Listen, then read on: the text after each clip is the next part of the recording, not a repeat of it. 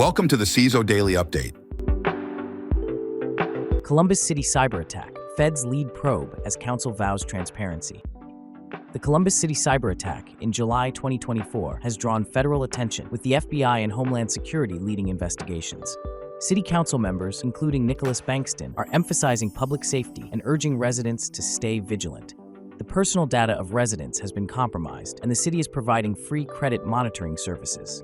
Public hearings are scheduled to address concerns, and cybersecurity enhancements are underway as the investigation continues. The attack has significantly impacted residents, city officials, and public trust. Data breach at golf course management firm KemperSports impacts 62,000.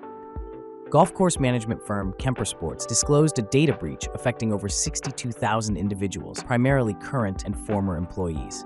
The breach was discovered on April 1, 2024, and exposed personal information such as names and social security numbers. While there's no evidence of misuse, impacted individuals are being offered a year of free credit monitoring. The attack's nature remains unclear, with no ransomware group claiming responsibility. This marks the second reported breach for KemperSports in 2 years, following a previous incident involving unauthorized access to employee email accounts. Developers beware. Lazarus Group uses fake coding tests to spread malware.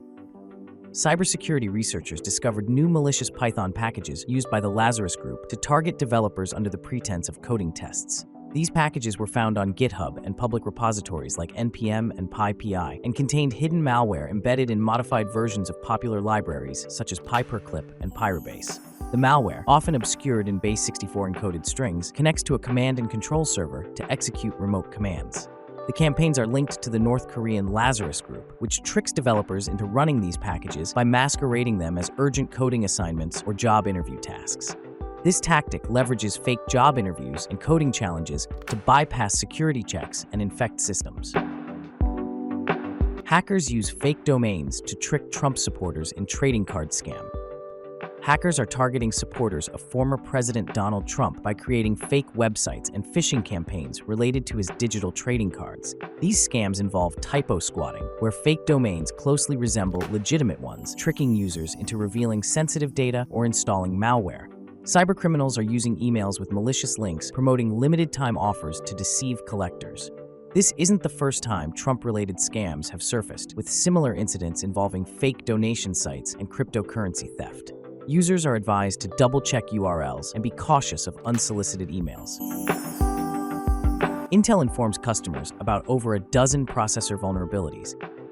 Intel disclosed over 20 vulnerabilities in its processors and other products, including a high-severity issue in the UEFI firmware affecting Atom, Xeon, Pentium, Celeron, and Core series processors.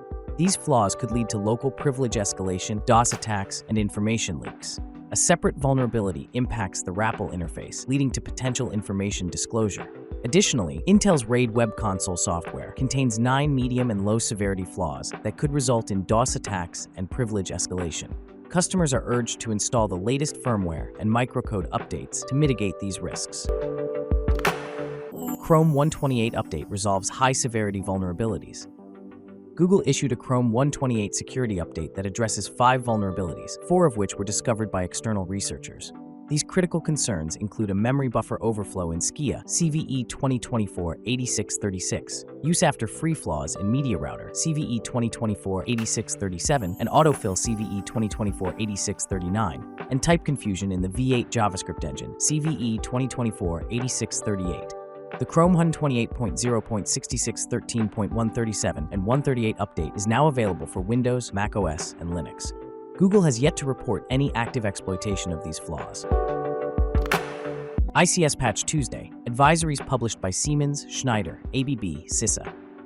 The September 2024 ICS Patch Tuesday includes advisories from Siemens, Schneider Electric, ABB, and CISA, addressing numerous vulnerabilities.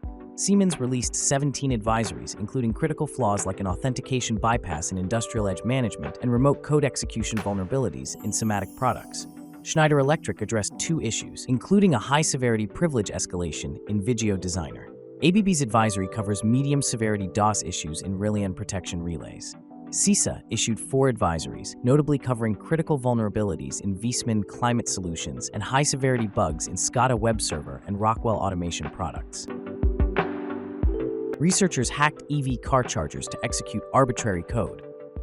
At Pontuon Automotive 2024, researchers successfully hacked EV car chargers from Autel, ChargePoint, and Juicebox, demonstrating significant security flaws.